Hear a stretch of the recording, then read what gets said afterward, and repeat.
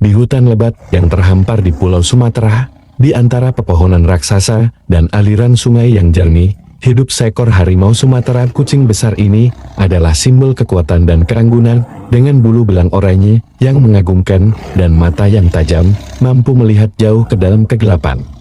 Hutan adalah rumahnya, tempat di mana ia adalah raja. Namun, ketenangan hutan mulai terganggu. Bunyi gergaji yang membelah kayu dan deru mesin pembalakan mulai menggema hutan yang dulunya rimbun kini perlahan-lahan menghilang, mengancam kehidupan sang raja. Harimau ini merasakan perubahan itu dari puncak pohon.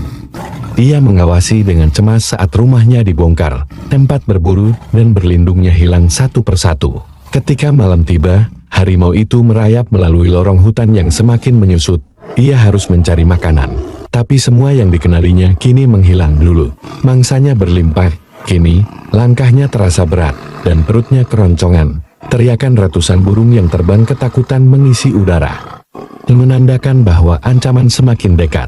Suatu malam, saat ia berjalan di tepi sungai, harimau itu melihat bayangannya di air. Dia mengingat masa-masa ketika dia menjalani hidupnya dengan bebas, melintasi hutan tanpa rasa takut. Bayangannya kini terlihat kurus dan lemah. Dengan berat hati, ia merasakan kesedihan yang mendalam. Rasa takut dan kepedihan menggerogoti hatinya. Sejak lahir, dia telah berjuang untuk bertahan hidup, dan kini, ia menghadapi musuh yang tak terlihat. Di antara reruntuhan pohon dan semak-semak yang telah dipotong, harimau itu mendengar suara lain. Suara itu adalah suara anak-anaknya, yang dulu ceria dan penuh energi. Kini, mereka hanya tinggal kenangan. Kesedihan itu semakin mendalam saat ia teringat akan mereka yang tak lagi bersamanya. Terpisah oleh bahaya yang menghampiri. Ketika malam menjadi semakin gelap, harimau itu terpaksa bersembunyi di balik semak-semak, mendengarkan suara bising para pembalak yang semakin mendekat. Keberaniannya bergetar di dalam diri. Tapi ia tahu bahwa pertarungan ini bukan hanya untuknya, melainkan untuk seluruh hutan yang menjadi rumahnya. Dengan hati yang bergejolak, dia bersumpah untuk melindungi apa yang tersisa. Suatu hari, saat suara bising itu tak terdengar lagi, harimau tersebut menemukan jalannya ke sebuah ladang terbuka. Ia menyaksikan para pembalap pergi. Tetapi kekacauan telah terjadi. Hutan yang dulunya megah kini hanyalah tumpukan kayu dan lahan kosong, ditinggalkan oleh sahabat dan mangsanya. Harimau itu berdiri di tengah kehampaan, merasakan beratnya kesedihan yang tak terkatakan.